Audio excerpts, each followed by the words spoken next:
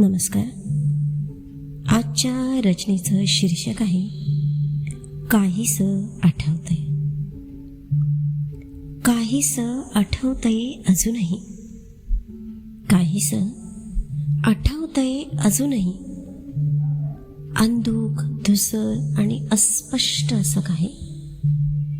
जीवनाच्या वाटेवरील काही आठवणी जरी पुसट असल्या ना, तरीही स्मरणातून कधीच वजा न होणाऱ्या, अगदी छोट्या छोट्या गोष्टींसाठी भूतकाळातील एखाद्या प्रसंगात रेंगाळत राहणारं मन, मनातच दाबलेल्या त्या इच्छा, आकांक्षा आणि त्यात कोलमडून पडलेलं ते इवलं हळवं स्वप्न, न मिळणाऱ्या गोष्टीतून मिळविण्यासाठीची ती अविरत चाललेली केविलवाणी धडपड, न मिळणाऱ्या त्या गोष्टीतून मिळविण्यासाठीची ती अविरत चाललेली केविलवाणी धडपड.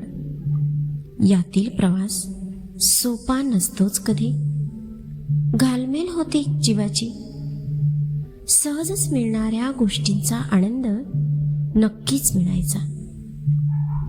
सहजच मिळणाऱ्या गोष्टींचा आनंद नक्कीच मिळायचा, पण काही क्षणापुरतेच. त्यावेळी मिळणाऱ्या क्षणिक सुखाचा आनंदही, त्यावेळी मिळणाऱ्या क्षणिक सुखाचा आनंदही गाठोडे भरून असल्यासारखे वाटायचा. एखादे युद्ध जिंकावे आणि आपण विजयी घोषित व्हावे. एखादे युद्ध जिंकावे आणि आपण विजयी घोषित व्हावे. अगदी तसेच. पण प्रत्येक वेळी जे हवे ते भेटेलच. पण प्रत्येक वेळी जे हवे ते भेटेलच असे होणारच नाही. ही गोष्ट त्या बालबुद्धीला कुठे समजायची?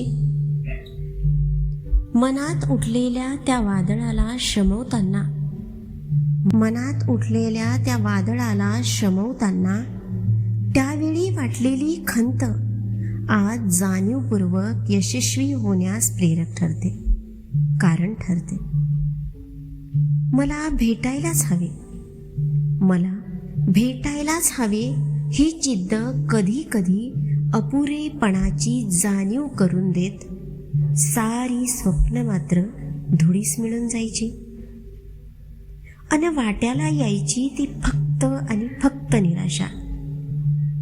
या सर्व घडामोडीतून, या सर्व घडामोडीतून प्रत्येक संकटाशी झुंज देणारे एक नवीन व्यक्तिमत्व निर्माण व्हायचे असेल कदाचित.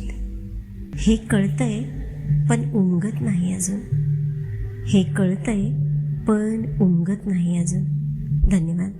आजची रचना आपल्याला कशी वाटली हे लाईक, कमेंट्सद्वारे नक्की कळवा.